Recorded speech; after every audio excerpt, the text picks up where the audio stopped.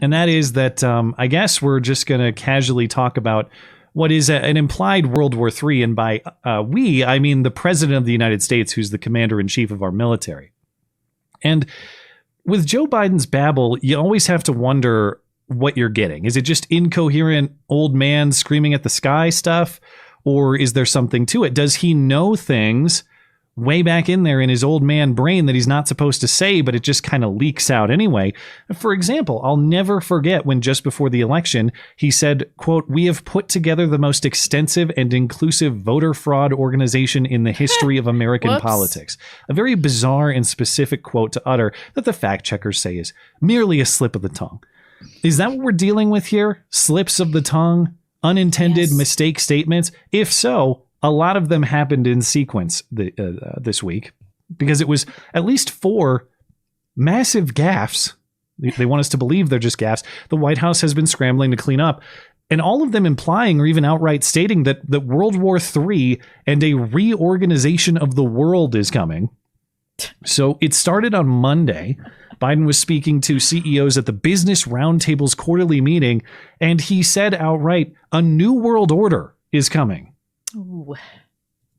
You know, we are at an inflection point, I believe, in the world economy.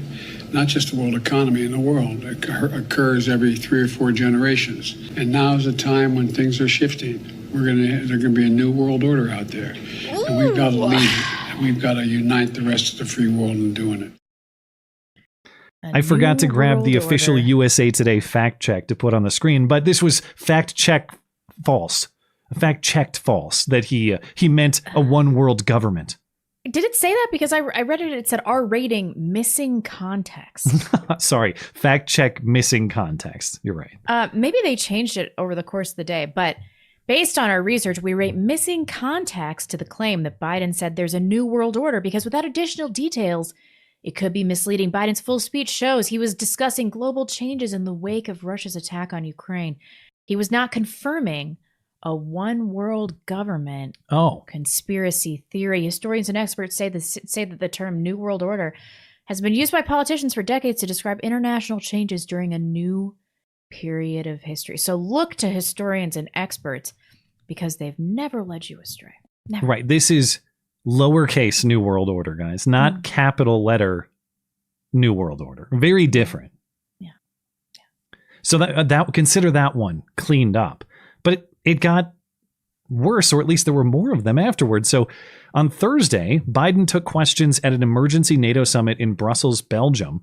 A reporter asked him what will happen if Russia uses chemical weapons in Ukraine, and Biden says if they do that, NATO will respond, quote, in kind. If chemical weapons were used in Ukraine, would that trigger a military response from NATO? It would trigger a response in kind. Whether or not you're asking whether NATO would cross, we'd make that decision at the time. What a motherfucker. In kind, as in of the same kind, as in we will respond to chemical weapons with chemical weapons. Chemical weapons is the only way that can be taken. Anyway, Jake Sullivan had to be like, oh, shit, the old man is at it again. And he described what Biden meant by in kind. Sullivan said that he meant will respond accordingly, and that Russia would pay a severe price. Quote, "We will collect the form and nature of our response based on the nature of the action Russia takes, and we'll do so in coordination with our allies. And I won't go beyond that other than to say the United States has no intention of using chemical weapons, period, under any circumstances." So exactly the opposite of what Joe Biden said. Okay. How's that for clarification? You mean reversal? Well, and as long as he's clarifying, let's be clear on this too. It's insane not just to say that we would use chemical weapons, but military involvement within Ukraine in general on behalf of NATO. NATO is a defense organization. Ukraine is not a NATO member. So you can dislike what Putin is doing. Correct. You can say that it's wrong. But to say that NATO ought to respond militarily within Ukraine, even if it's not chemical weapons, that is not consistent with NATO's organizational purpose. So we have layers of madness to this quote, but the White House has clarified, so consider it a non-issue. Then he visited soldiers with the 82nd Airborne stationed in Poland on Friday, and he gave a speech that praised the courage of the Ukrainian people. And Biden said that soon you guys are going to see that Ukrainian courage for yourself, implication being in Ukraine when you're sent there to go fight. Yeah.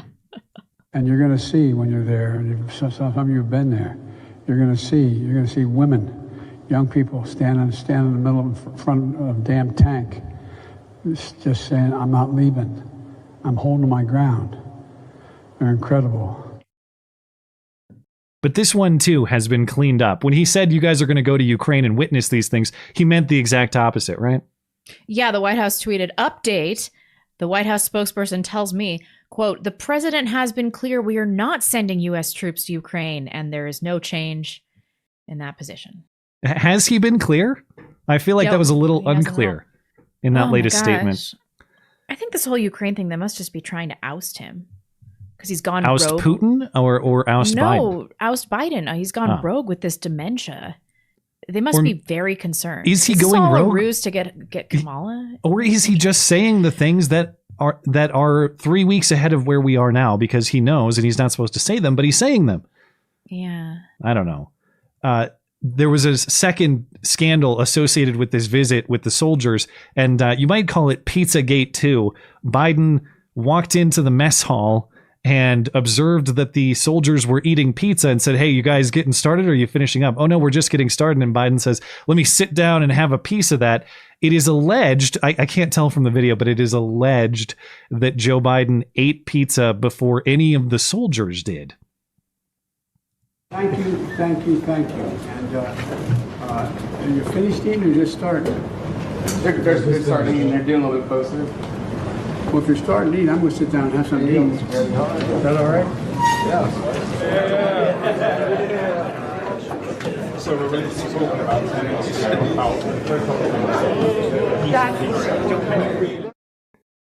And then this photo was circulating because he eats pizza like a proper lizard person. all these soldiers just looking at him like, what a jackass. Well, I know photos can be misleading. You snap a photo at a particular moment in time and you can make it look like however you want to make it look as far as people's expressions and things. But that's a photo that's worth 1,000 words for sure. But probably most importantly, on Saturday, Biden gave a speech in Warsaw, Poland, and to close the speech, he said, quote, for God's sake, Putin cannot remain in power. We will have a different future, a brighter future, rooted in democracy and principle, hope and light, of decency and dignity, of freedom and possibilities. For God's sake, this man cannot remain in power. God bless you all, and may God defend our freedom, and may God protect our troops. Thank you for your patience. Well, go get him at the State of the Union finally makes sense. Maybe that's what he was talking about. Yeah, really. That sounds really definitive. Well, you know what? The only thing that's definitive, that's not what it meant. It didn't mean take Putin out of power. Yeah, the White House told Fox News right after the speech concluded, so they really were on this.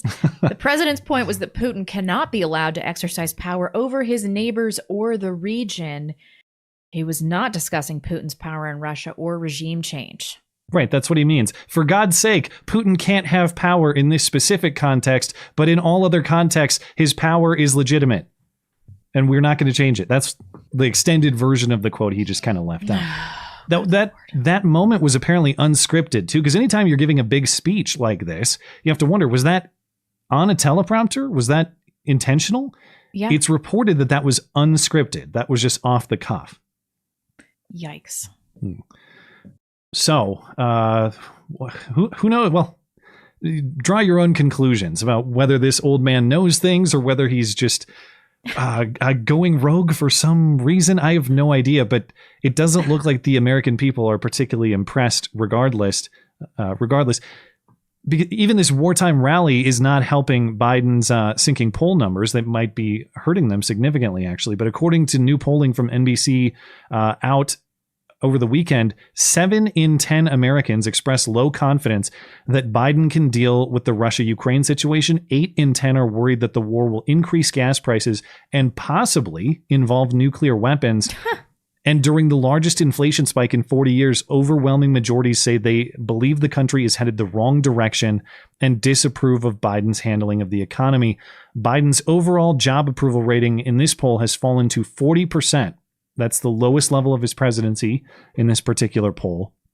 The poll also finds that Republicans hold a 2-point lead in the generic congressional ballot ahead of the midterms. And if that's the case, given a lot of polls in general, but maybe even the specifics of this poll, it certainly could be wider than that. One of the paragraphs in the story here reads, quote, "What this poll says is that President Biden and Democrats are headed for a catastrophic election," said Republican pollster Bill McInturf of Public Opinion Strategy, who conducted this survey with Democratic pollster Jeff Horwit of Hart Research Associates. Okay, so it was bipartisan. Originally, I thought this was a Democrat-conducted poll. It's an NBC poll apparently conducted with two different pollsters. But either way, this looks like a complete disaster for the president and his party. Fire up the fortification mechanisms. They're really going to need them rolling into November. This will have to be as heavily fortified as possible.